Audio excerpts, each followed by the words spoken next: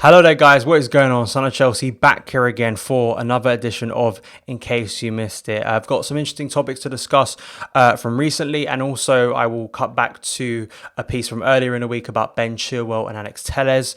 But this is the first video I'm making at 5k subs. We finally reached that goal last night. I want to thank you so much, not only to the new subscribers who've joined, who've made that happen, but also to my existing subscribers and those that have been supporting this channel for a very long time and have been watching the videos, engaging with the videos, and it's really culminated in this week where it's been the best week probably in my channel's history.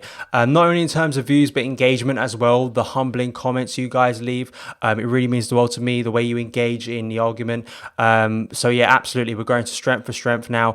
Daily content, regular content about Chelsea FC, and 6k is the next goal, so we're going to get there soon, hopefully. But thank you from the bottom of my heart for the support on the channel. It really means a lot. So let's get into today's stories, and a transfer story that came out last night, which is Chelsea have reportedly agreed a 35 million deal to sign defender Gabriel Magalhaes from Lille. I've probably butchered his second name, but if he does become a Chelsea player, we're going to have loads of time to get it right, a bit like Ziyech. So don't destroy me in the comments if I got that wrong. But Manu Lonjon, the French journalist, is the one who has reported this. Apparently Everton were in for him earlier in the week, but he's pretty adamant that Chelsea have agreed a deal. I don't know a lot about him. Now, in truth, we have played against him. He played obviously for Lille in the Champions League in both games against us earlier in the season. Just looking at some of his stats, a left-footed centre-back, dribble pass just 0.3 times per game, 1.7 interceptions and 3.3 clearances per game, 70% of ground duels and 65% of aerial duels won. As I said, he's played against Chelsea in the Champions League. Sort of seeing some of the reaction. Of course, I think a lot of people don't know a lot about him, and I'm sure if this rumour becomes very serious, we will learn a lot more about him. I find it quite curious that if we were to sign Gabriel, there would be sort of that link between the fact that we've signed two players that have played against us this season, both in the Champions League. Maybe that means that Ben Chilwell and Declan Rice will also be arriving because Frank Lampard's doing the scouting himself, seeing it for himself when we play against these players in the Premier League and Champions League. It's interesting to me, not only in terms of this player coming in, and it could potentially be another swift deal that Chelsea do out of nowhere, that would be really intriguing, especially during the current time, and getting that deal over the line, and then being able to focus on maybe bigger targets. But also, what does this mean for the rest of Chelsea centre-backs? I think when I was talking about transfers and where the priority needs to be, I know a lot of people, of course, we've conceded a lot of goals this season, but centre-back and central midfield were the two areas I sort of thought that not maybe top of my list, but clearly Frank Lampard, if this is true, clearly believes that. But who would make way? That's my question of the day for you guys. Who would make way for Magalhaes? That's the truth.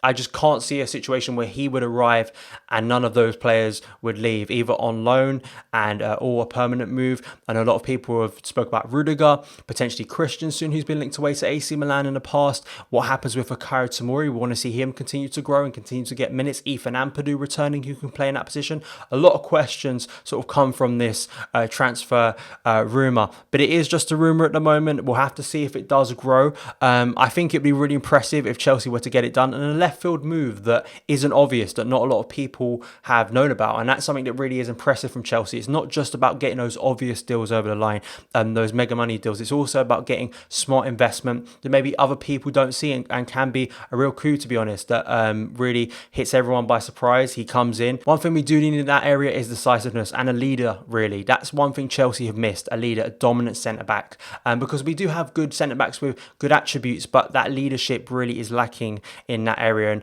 maybe Gabriel could be that player to offer that. We don't know. He's a young player as well, so he's a decent age, but he's going to be someone that would still be growing when he came to Chelsea. So we'll have to see, but let me know your opinions in the comments below. And also, one thing that is from a more reliable source, Matt Law in the Telegraph, this was about Chelsea's statement. It sort of followed up from Chelsea's statement about Stamford Bridge and being redeveloped. It was all about planning permission, and the date is about to lapse. So as you can see from the article here, Chelsea allow planning permission for Stamford Bridge rebuild to lapse, but insist project has not been scrapped, and the plans, which have been on pause for 2 years, will be shelved indefinitely. Chelsea insists Roman Abramovich has not yet scrapped his plans to build a new stadium. Planning permission for the 60,000 capacity super stadium that some had likened to a football cathedral was granted 3 years ago on the premise that work would start before March the 31st, 2020. We know that nothing much has changed really in terms of the stadium, what's going to happen. I know that apparently the club have potentially been looking at other areas down the line. So instead of redeveloping Stamford Bridge, like many years ago, there was talks about potentially going somewhere else.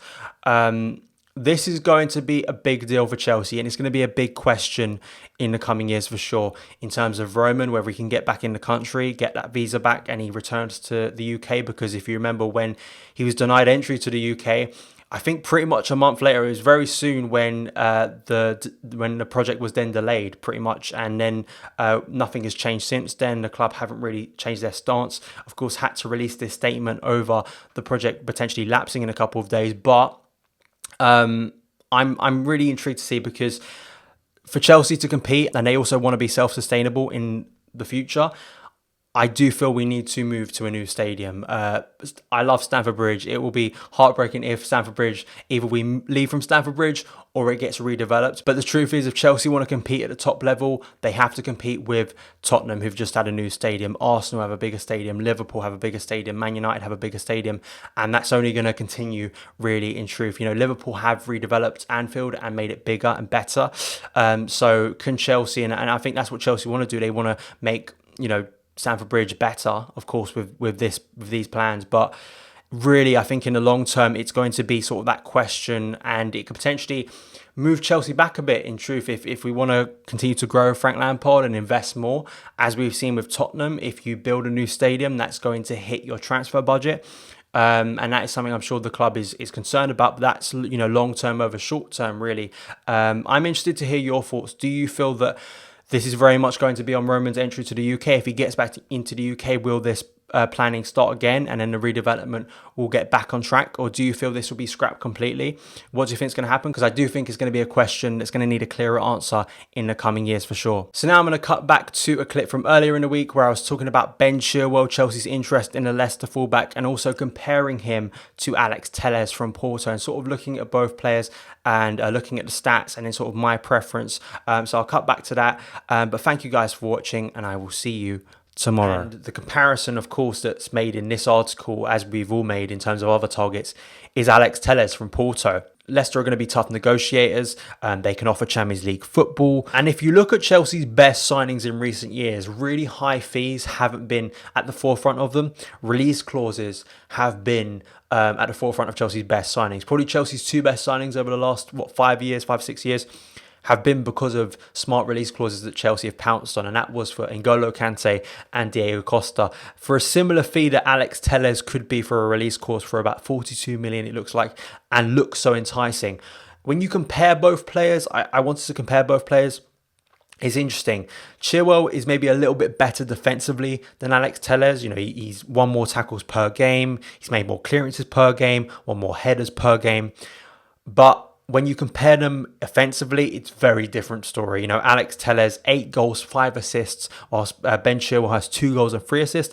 You do need to take into comparison, Porto are a very dominant side, and the Portuguese league is very different to the Premier League. There would not be that adaptation period for Ben Chilwell if he was to move to Chelsea. He knows the Premier League, he's played in the Premier League, he's getting better in the Premier League, whilst Alex Telles, as we've seen with some foreign players who come over to the Premier League, it does take them a little bit of time to adjust to that league, and you could see those struggles. But in terms of the reality of the deal potentially happening, Telles definitely looks more realistic, or looks more enticing, and I think that's why Chelsea could go down that route if Leicester's price of maybe upwards of 80 million, which in the current market, fees went ridiculous a long time ago. But you could understand why Chelsea would sort of maybe get a little bit scared of that fee and think to themselves, we can potentially get a better player here in Alex Telles for a cheaper fee. There's been other left backs linked as well. And as well, fees for other players in other areas too, goalkeeper, right wing, striker. If, we can get a cheaper left back in Alex Telles, that then frees up more money to spend on areas like right wing for maybe a Jadon Sancho, that's a positive, isn't it? And I'm sure that would excite fans, wouldn't it? So those are my opinions on Ben Chilwell. I don't, I'm not it's not the Declan Rice situation. I do believe Ben Chilwell can be a fantastic player, as he has been for Leicester this season. That is a key area. That is the most vital area for me this summer. Chelsea need to improve at left back. They need to sign a left back. They need to sign one that can not only help out defensively, but add pace and energy to that side, as it's been lacking so much recently. I'm interested to hear your thoughts, because it is an ongoing debate. My personal preference is not even Ben Chilwell or Alex Telles. My personal preference is Alex Grimaldo, which I explain why in my video, transfer video the other day. You can go and check it out. But what are your opinions? Do you really like Ben Chilwell? Do you think Chelsea should go out there and, even if the fee is extortionate, sign Ben Chilwell? Or should they be smarter, go for a release clause like they have before with Alex Telles, and sign a player that could potentially be a better fit for Chelsea than Chilwell? Let me know in the comments below.